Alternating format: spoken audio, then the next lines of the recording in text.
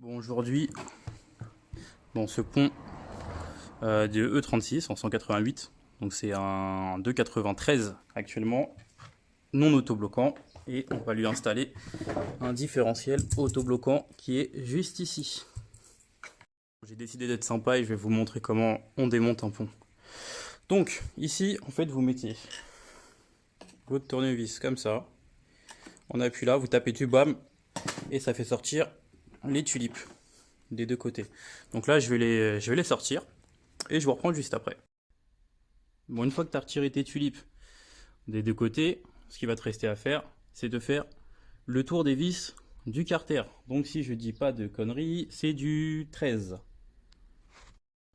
Bon, juste avant, j'avais dit une connerie. C'était pas du 13 sur les vis d'ici, c'était du 16. Donc maintenant, ce que tu fais, c'est que tu viens taper à l'arrière du carter. Voilà, hop. Donc là, ça se vidange gentiment. Donc là, maintenant, tu laisses couler. Et si tu peux voir... On va le faire tourner. Voilà. Ça, c'est un différentiel ouvert. Donc, tu as des satellites et des planétaires.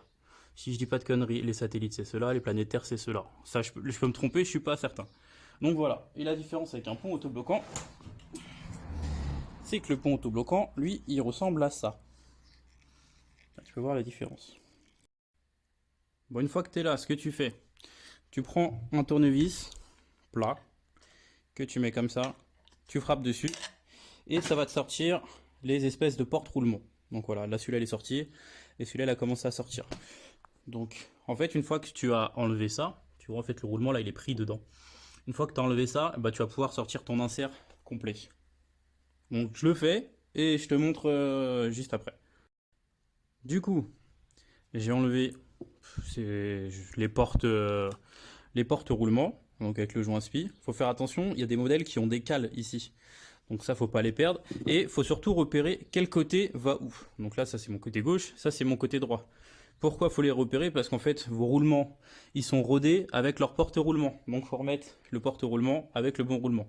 Ça peut sinon vous endommager de vos roulements tout simplement. Donc là, je vais prendre mon autre main et je vais sortir le différentiel. Voilà, ça sort comme ça, ni plus ni moins. Donc là, le différentiel, il est sorti. Et là, vous avez votre couple conique, qui est là la couronne, et ici le pignon d'attaque. En général, quand vous faites du drift, c'est soit quand vous avez un pont soudé, c'est ici que vous les cassez. Vous cassez des dents sur le pignon d'attaque. Et sinon, quand tu veux drifter, bah, ce que tu soudes, c'est tu soudes ça avec ça. Donc en général, tu mets une plaque et tu soudes tout ensemble ici. Comme ça, en fait, bah, le différentiel, il est complètement verrouillé. Bon, une fois que tu as sorti ton différentiel, va falloir que tu enlèves ça. Donc ça, c'est monté en force. C'est monté même frété, je crois. Parce que tu vois, elle a des petites traces de chauffe. Après, c'est peut-être l'usure, mais je pense que c'est monté frété parce que c'est vraiment monté très très serré. Alors, donc en fait, ce qu'il faut que tu fasses, c'est que quand il y a ta tulipe qui est là, en fait, tu viens avec un tournevis, là, boum, tu tapes tous les quarts jusqu'à temps que tu la sortes. Bien évidemment, tu vas un petit peu la marquer, donc avant de la remonter, bah, tu limes ce qui dépasse pour que ça soit bien plaqué au fond quand tu vas le remettre. Bon, après, ce que tu fais, c'est que tu retournes ton insert et t'enlèves toutes les vis qui sont là. Voilà, ça c'est les vis de 19, boum, tu les enlèves. Avec une péteuse, ça va tout seul. À la main, tu vas te faire chier parce qu'il y a de la lotite. Et une fois que tu as fait ça, tu prends un tournevis, tu mets dans les puits de vis. Et en fait, tu tapes là, puis après tu vas là, tu tapes là, ici et là, jusqu'à temps que ça sorte. Ça sorte, quand je parle que ça sorte, c'est la couronne, hein, jusqu'à temps que la couronne sorte.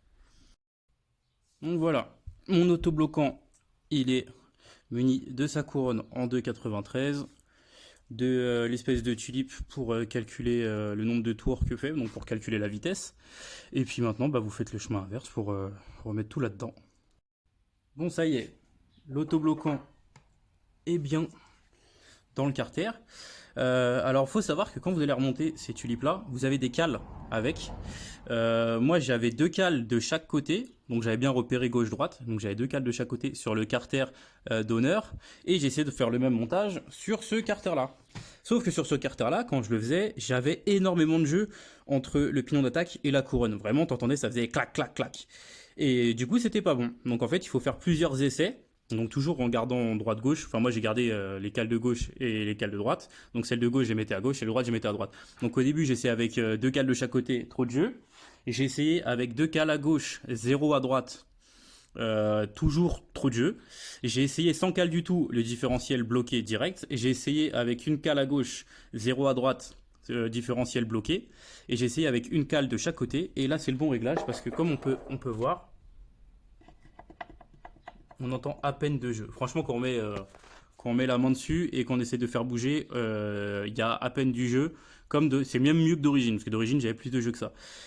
Donc voilà, donc il me reste plus qu'à remonter le carter du fond, remettre les tulipes sur le côté, et c'est fini. Bon, la vidéo, je vais l'arrêter là, hein, parce que c'est l'inverse du démontage.